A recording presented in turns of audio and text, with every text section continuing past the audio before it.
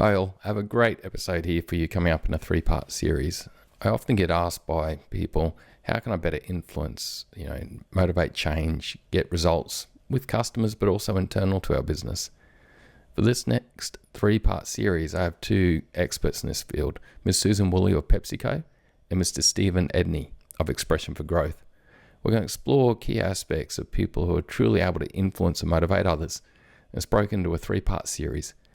The learning in this can be applied as much to an organization influencing up or influencing your team or your peers as it is to external customers. I know you're going to gain a lot from it. It's going to be broken into the three-part series. The first series coming up now in the 5% Club, really exploring those top influences in our world, and then also a concept to start with the end in mind. And then we'll follow the other topics in the three-part series. Let's get to the show. Welcome to the Enterprise Excellence Podcast, where we share knowledge from global experts in how to create high-performance, agile cultures of continuous improvement and innovation. Cultures where employees wake up smiling and excited to go to work and make a difference. Cultures where leaders feel they have the time to proactively serve the growth of themselves and others. I'm your host, Jeavons, coming to you from Brisbane, Australia. By improving our organisations, we create a better future for generations to come. An economy where our children and grandchildren can experience the joy of owning their first home. An environment where they can enjoy holidays on clean beaches and marvel at the beauty of nature. A future where they feel safe, respected, and empowered to make a difference at work, bringing that energy home to their families and communities. This show is proudly brought to you by the Enterprise Excellence Community and Group, which is focused on helping organisations create this better future through this podcast, our community, where you can engage with global experts, tour best practice sites, and also our workshops focused on the most important topics to truly help your organisation improve into the future for those it serves. Visit enterpriseexcellencegroup.com.au to learn more. Welcome to episode 196 of the Enterprise Excellence Podcast. It is such a pleasure to have Ms. Suzanne Woolley of PepsiCo and Mr. Steven Edney from Expression for Growth on the show with us today to discuss sales excellence, a practical exploration with PepsiCo. This is a particularly important topic in today's times of slowing global economies and a shift to sales being the main constraint for most organisations. Suzanne Woolley is a sales capability manager for PepsiCo Australia, working with PepsiCo Australia now for 11 years. Suzanne is passionate about enabling people to develop their skills so they can enjoy strong partnerships with their customers and achieve outcomes for themselves. Suzanne led the introduction of Expression for Growth and precision selling capability build into PepsiCo Australia. Steve Edney is the managing director and co-owner of Expression for Growth, a leading global organisation that helps people in commercial roles enjoy performing at their best. Steven's purpose is to enjoy today while supporting others to succeed in the future. With a career previously at Energizer and the BBC as commercial director, focused on cultivating a culture of performance. I'm really looking forward to this conversation on such an important topic of sales capability build and excellence that is often overlooked. We're going to unpack how to achieve sales excellence through developing sales team capability in a practical way today. Let's get to the episode. Suzanne, Steven, thank you so much for joining us today. It's our pleasure, Brad. It's good to see you. Excellent to be here. Thank you, Brad. Appreciate it. We're now going to take everyone through some key topics in the Expression for Growth approach that are key to helping us hold in that 5% club, that best of the best sales professional. We're going to start with an intro to the session where we really explore some of the research by Expression for Growth and the real approach they take and learn from to create these amazing outcomes with organizations that, of course, PepsiCo has really worked with. So, Steven, you have 25 plus years of data exploring best practice sales experiences and sales team performance. That's a lot of data. That's a long time. And from that, Expression for Growth developed what they call the 5% Club. What behaviors are seen in this 5% club of the top sales performers around the world? What do they do that's different to the others? Well, Brad, for, as you say, over 25 years, we've been going around the world, over 100 countries, over 100,000 people, we ask them the questions around actually what was their best buying experience. And we do this exercise every time. And consistently, people around the world, irrespective of whether it was 25 years ago or whether it's kind of current day, irrespective of territory, region, any of those different sort of aspects, globally, people say the same things. And they say that the things that make the best buying experiences are people who actually actively listen, create great rapport, create real human connection, ask great questions, they really pull information, and they, actively note taking, they really listen to what's important for buyers, what their needs are, they get them to prioritize, they get them to visualize, and they get them to be customized. It's about pulling information, not pushing information. And those behaviors, when we get people to run a little exercise and they kind of put all these different characterizations down, and we say, actually, how many times in their experience do people consistently demonstrate all of those behaviors every time they're selling or they're buying something? And people go, not very often. And we say, put a number on it. And universally, the number that other people have said, over 100,000 people have said over all these years, is about 5% of the time those behaviors are consistently demonstrated. So hence the 5% club. Well, the opportunity there is huge, isn't it? Like, you're talking 5% of people experience these sort of behaviors of active listening, really good rapport building, human connection, great questions, capturing data actively, but pulling information, not pushing it. And you're talking 95% of experiences aren't at that level. That's a good opportunity there for organizations and sales teams. Yeah, it is. And it's one of those, crazy things, which is, sales is a profession. But unfortunately, there is no qualification that is required. Anybody can be a salesperson. And, that's what we'll get into in this conversation, right? And actually, we have a lot of empathy for organizations, people, team leaders about how they can help people to enjoy performing at their best. Yeah, it's great. And the data just puts forward the opportunity. Suzanne, what's been your sales team experience when they explore their best sales experience ever and come up to a realization of these, simple but not easy behaviors to lean into?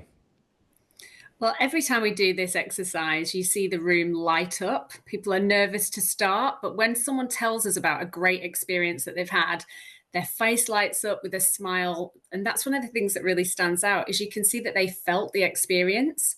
As Steven said, generally when they've had a great experience, they feel like the person listened to them, asked great questions, and really understood what they wanted before they showed them a proposal. So if we think about people buying a car, they feel like they really understood them before showing them a car. Or when they were buying a house, they went over and above to deliver excellence that shocked them with the little details that they gave, like a housewarming gift after they bought the house, or a playlist loaded in the car because they understood who they were. So I love when we do this exercise with the team. You hear personal examples and people come to the realization that it's not just the product that you're selling, it's who you're buying from. And it's so important that you trust, like this person, and want to buy from them. And that's the mastery in sales, really, is listening to people, having great questions before you look at a solution that's right for them. I love that comment you made there, Suzanne. It's not just about the product, it's who you're buying from. And then it's these, again, the same behaviors of that 5% club. They're listened to, they ask great questions, they felt understood and heard.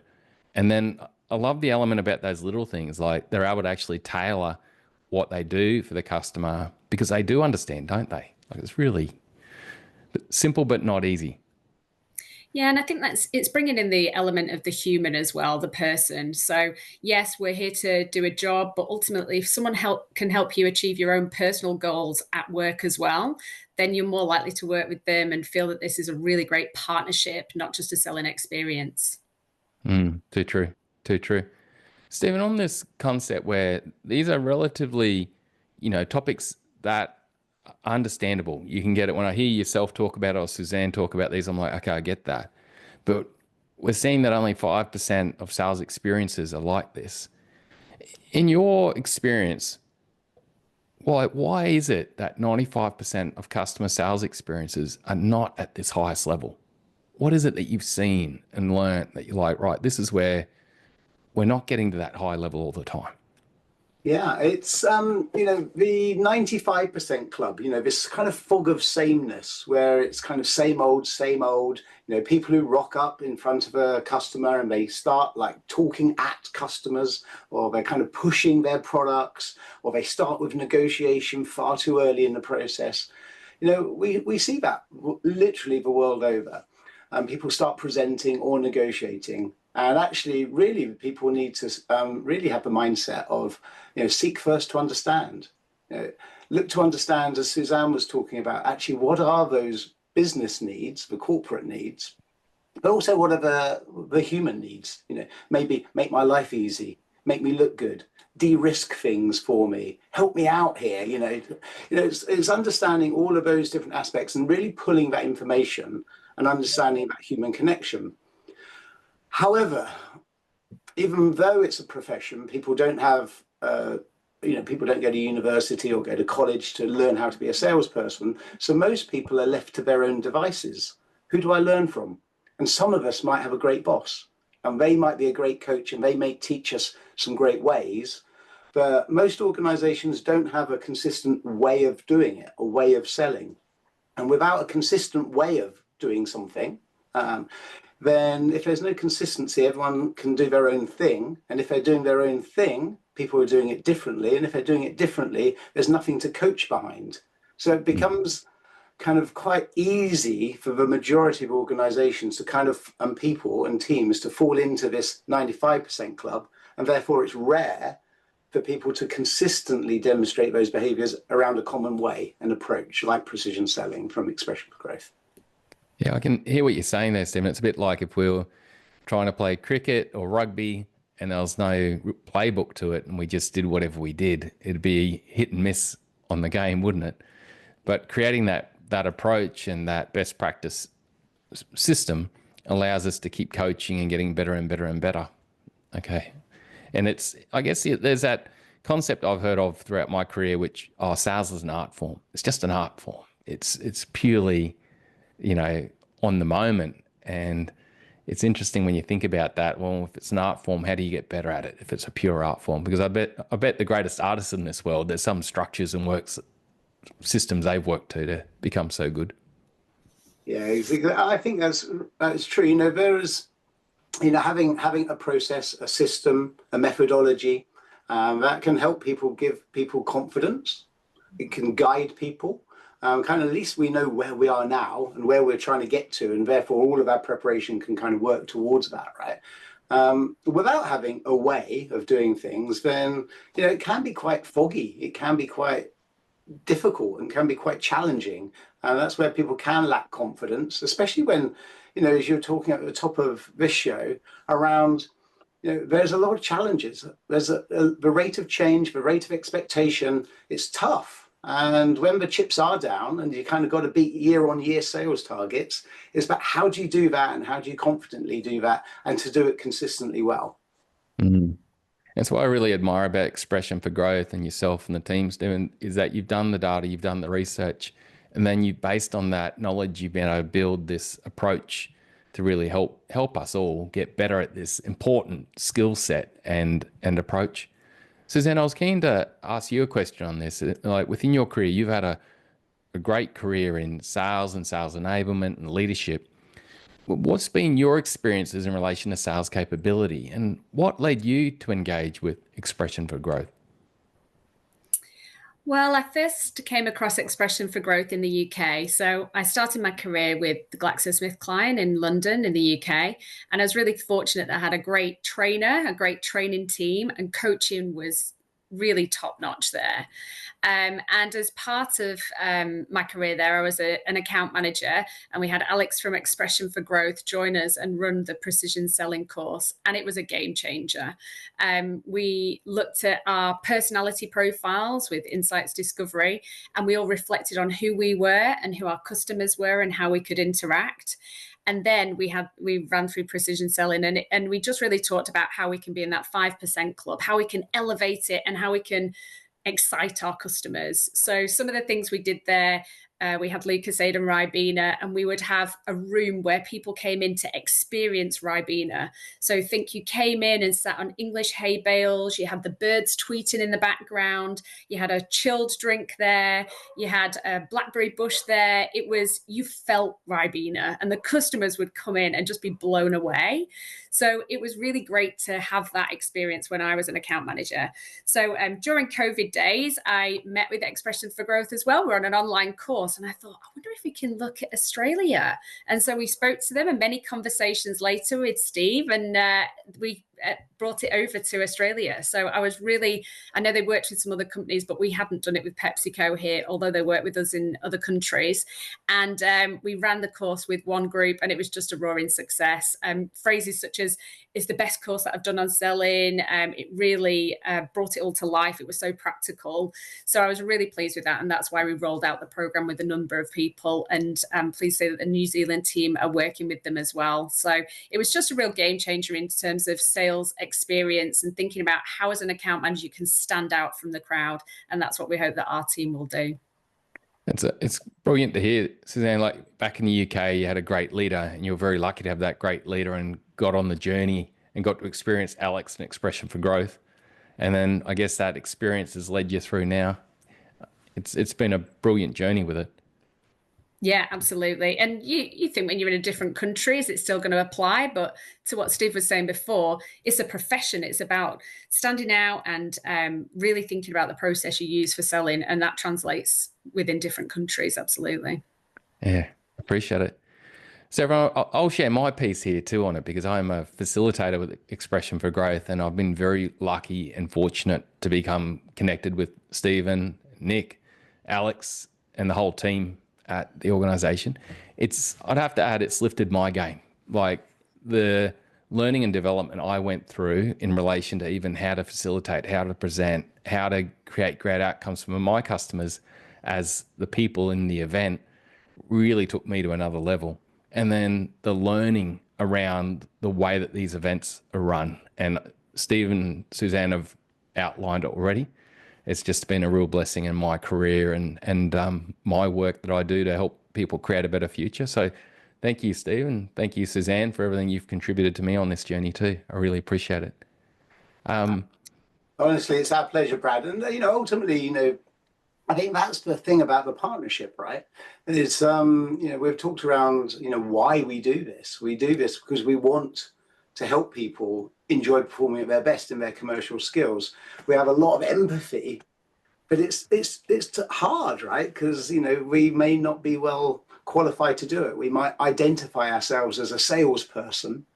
So therefore, I must be a salesperson because that's what my job title is. And that's what I tell my friends is what my career is, right? So from a deep psychological point of view, we identify ourselves as this, but we're really then beholden to, good people, organizations like PepsiCo, incredible professionals like Suzanne as commercial capability who believes in creating a coaching culture. And then, yes, having a great process and tools, but it's got to be brought alive in a way, and that facilitation excellence that you talk about, Brad, which then connects about how people engage around learning. So people do smile, people do get provoked, people feel a bit uncomfortable about the discomfort around it, but that's the growth that we go through. And that experience of how people learn is a really important part with psychological safety, with actual empathy, but also expectation for excellence and support along the way, because it takes time to be able to build all the knowledge into skills, into behaviors. So thanks for, being part of it, because it is a real team collaboration, right? Everybody. It's an amazing outcome that comes through. This podcast is on sales excellence. We could nearly have done it on event excellence. How do you facilitate a great experience in an event to truly help learning occur? So everyone, in summary of the intro, we've really covered the 5% Club, and Steven outlined where that came from. This background in analyzing data and running this same conversation at every event for 25 years and collating data and seeing the common patterns. And of course, all the work that Expression for Growth do is built around, well, how do we really help build capability in those areas to really keep people up in that 5% Club? Then Suzanne mentioned her experience throughout her career and watching this play out in different organizations. And again, it came back to that listening, asking great questions, understanding the little things, then tailoring into how you really tailor a solution to that customer. And, it's not just the product, it's also who you're buying from. We looked at then looking at the background of Steven of what holds us back from that 5% club and keeps us maybe down that 95% club. And it's not having a framework, our experiences with leadership throughout the time, and not being able to constantly get that support and coaching of ourselves to a process or some sort of structure to help us get better and better. And Suzanne, I really appreciate the knowledge you shared on your background and your journey with this learning, and of course now what you're doing with PepsiCo forward. So we're now going to take everyone through some key topics in the expression for growth approach that are key to helping us hold in that 5% club, that be that best of the best sales professional. And the first topic we're going to talk to is start with the end in mind. Steven, why do the best salespeople start with the end in mind? Well, the best salespeople, and I'm really kind of excited for the people from PepsiCo listening to this podcast and other people listening to it as well, because it's a good reminder, right? Or for some people, it may be something which is more of a revelation, something new. But the old children's story, Alice in Wonderland, then they talk about actually start with the end in mind, because they really summarize it by saying, if you don't know where you're going, any road will take you there. But if you do know where you're going, you can be purposeful of all of your preparation. So starting with the end in mind allows us to be able to kind of work backwards for our preparation. So if we know that we've got an objective, and many of us might know about things like SMART objectives or that sort of thing, but if we can think about a customer or a category or some products or some new product development, or maybe it's an event, which is a seasonal event, whatever it happens to be, we can then prepare all of our things like who are the stakeholders, what information, what questions. We can start to prepare some of the reasons to say yes, some of the benefits for our stakeholders. We can start to prepare things like, what some of the objections. We can start to prepare our story, and everything is in pursuit of this end objective. And it doesn't mean there's going to be a straight line. There's always going to be some bumps in the road. But that approach allows us to then be able to kind of have everything going towards that end pursuit. It also helps us to visualize. And if we can visualize what that display unit looks like, or whatever it is that we're trying to get somebody to say yes to, that power of visualization up front, as well as preparation, as well as early collaboration, so we're all working towards the same thing, makes a massive difference. And it doesn't take that much time. Yeah, I love it. I can see that if you aren't clear on where you're trying to get to or that destination, you can end up going in any direction. And I'm guessing, Stephen, from what you mentioned there's some sort of process or a structure you can go about creating that end in mind. How would you recommend a salesperson go about that? That starting with the end in mind. What steps should they consider? Yeah, I think there's nice, simple steps really about actually, if we take the mnemonic like SMART or smarter or objective, right? So actually, what is it? Who are we going to go and see? Why are we going to go and see them? What do we want them to say yes to?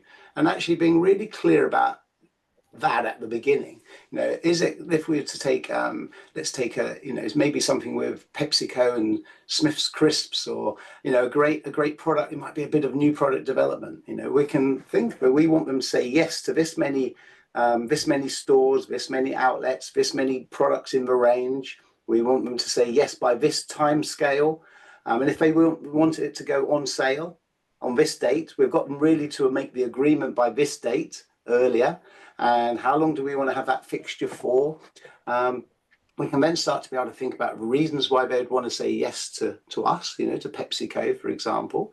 What are some of those associated benefits? What's in it for them? And then we can start to phrase some questions together and to be curious about it. We can want to understand what the performance is, where some of the gaps are, and start to be able to pull that preparation. We can also consider actually with some of the objections, why they might say no, or not quite that, but it's something else. And all of that just helps us prepare. I think other things is who's going to be along the line, because we might be the salesperson for that customer, but there's going to be other people maybe in supply chain, logistics, marketing, that we may well want to be collaborating with early on. So rather than kind of waiting till someone has said yes, and then suddenly it's a stampede for urgency, we can think about who's going to be required to help us, and we can just engage with them up front. As a salespeople, we're there to represent the company. So if we get alignment up front because we've thought about it early, then we can go and represent, and we can have shorter meetings and have fewer meetings to get to yes quicker and quicker than anybody else, i.e. the competition.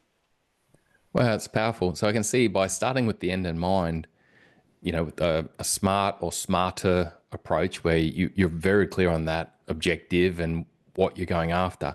There's all this preparation that can play out, Stephen, like you mentioned, which is starting to think about the reasons for them to say yes to what you're looking to offer and achieve, the reasons they could say no, the benefits, questions that you could ask, and then even down to who do you need to involve and what are some steps we have to take. Like there's so much that flows from that.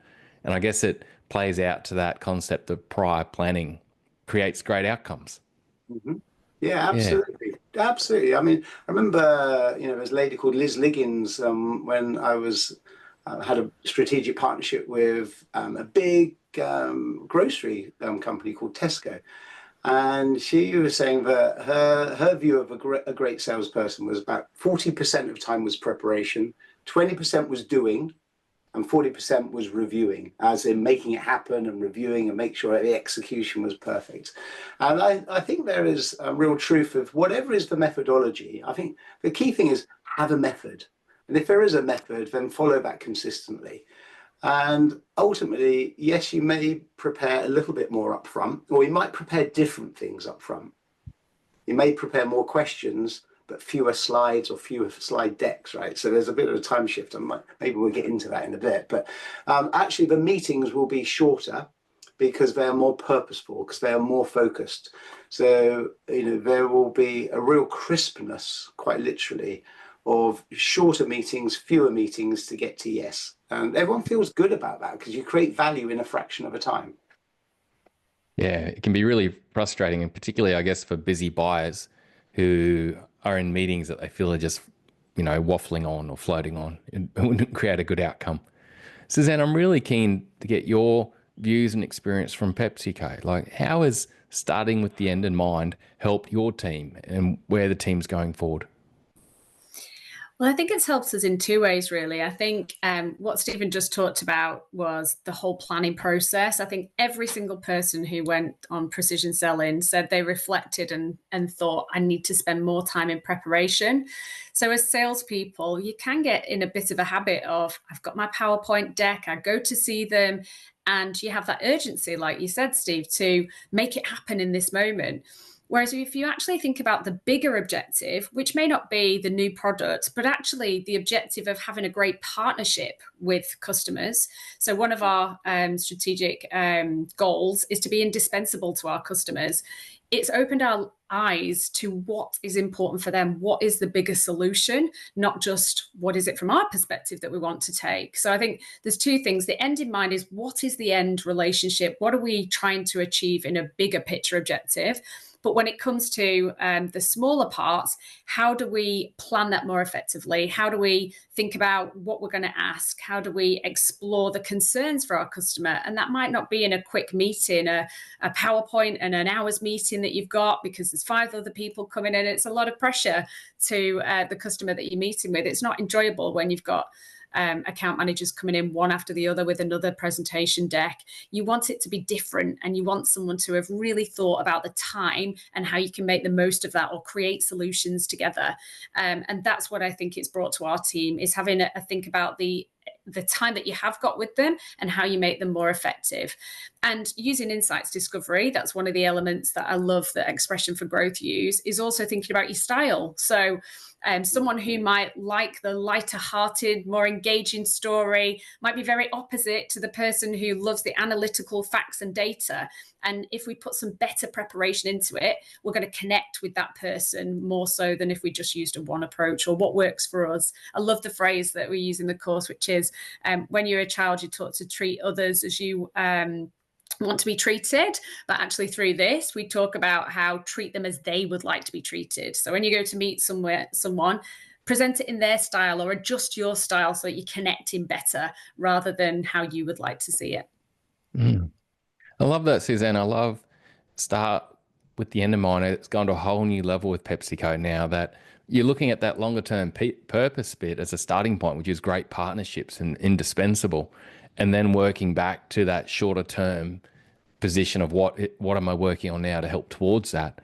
But also then, like you mentioned, the questions, being clear on your steps, but what is their colors of the buyers I'm dealing with, and how do I show up the way that they want me to show up and do it in a unique way?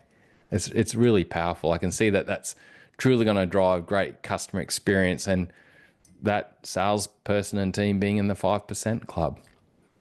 And to be honest, Brad, it's not just externally, it's internally. How do we make the most of the time when we're selling internally? We're all proposing things and influencing people within a business that I'm really grateful that now that we've rolled out the Insights Discovery, everyone's working better together by asking what's your style, and therefore sales presentations internally have improved as well. It's a great point. It's a great point. I remember previous Australian Prime Minister from many years ago, and I am grey-haired and older, where he was the most unlikely person that I thought would reference sales. But he even said himself, we're all salespeople. Like, we all need to influence, we all need to sell. And it plays out in every part of our life, doesn't it? Internally, externally with customers, at home. It can be anywhere these concepts play out. It's about influencing, isn't it?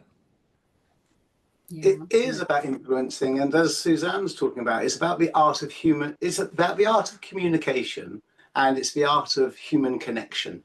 Mm-hmm. And why is it that somebody wants to say yes to you versus somebody else? And yeah, our brands, our products, our organizations will get us a certain way, right? And that'll get a certain number of wins. But really, that deeper relationship that Suzanne's talking about from an organizational point of view, those really trusted, valued partnerships, which are all driven by the humans and that human connection around really understanding what is, like, for example, Suzanne's style, Suzanne's preferences, some of Suzanne's like challenges, for example, or the same for you, Brad, or the same for me, the same for anybody, right? And it's actually somebody who wants to connect at depth, with great rapport, with great trust, and taking that time to really listen and then look to see where we can then help each other out and create that value. And that's where those 50-50s kind of swing the other way, right? And that's where the enjoyment comes, because we know we're doing it for the right reasons. And that's consistently where value creation is there. And it's a fun way of doing it. And you're right, because it's life skills, because you can practice it in your personal life, internally, influencing, selling, as Suzanne talks about, and also externally with your customers. And that's great, because the art of communication is for us all. And it means that consistently we can just get better and better and better, because we have plenty of times to practice and play. It's such at the heart of being human, isn't it? Such at the heart of being human. So everyone, in summary, in that section of start with the end in mind, we really looked at that smarter objective, but then the power of planning you can do off of being clear on that, getting down to what are the reasons to say yes, what are the benefits for the customer, down into potentially reasons they could say no, what objections could you get, and how could you navigate that ahead of time? And then we can also get down to planning the right approach and how do we effectively do meetings. I love with Suzanne how you mentioned that, look, at PepsiCo, we're pushing even longer term, because it's like the purpose is about creating great customer partnerships, and then coming back to, well, what's the objective now with the client that links to that? And then really the piece on being able to then, through your planning, be able to really start to tailor and be different and unique and experiential, especially considering insights and the way that we engage. So everyone, that's the end of that section on Start with the End in Mind. What a great episode. Steven Edney has kindly given us a link to a score app or a review system you can use yourself or with your team to see where you're at in relation to be able to influence others. The website to go to for this is precisionselling.scoreapp.com. You can use it yourself or your team can use it also. There were 2 key takeaways for me from this episode. The first is that the 5% Club is a very small group of people who are truly able to influence and motivate others. When it comes down to this 5% Club, it's also some simple skills and habits that they've got. And to me, that's a powerful aspect of this learning that we're going to continue over the next 2 parts. The other aspect for me was starting with the end in mind. The power of that, thinking about, okay, so what's the outcome and the purpose that we're looking for here? And then using that to navigate your journey forward, whether it be in a meeting or anything that you do. 2 really powerful concepts. Thanks again for your time and knowledge, Susan and Steven. Really appreciate you helping us create a better future. We'll see you in the next episode. Bye for now.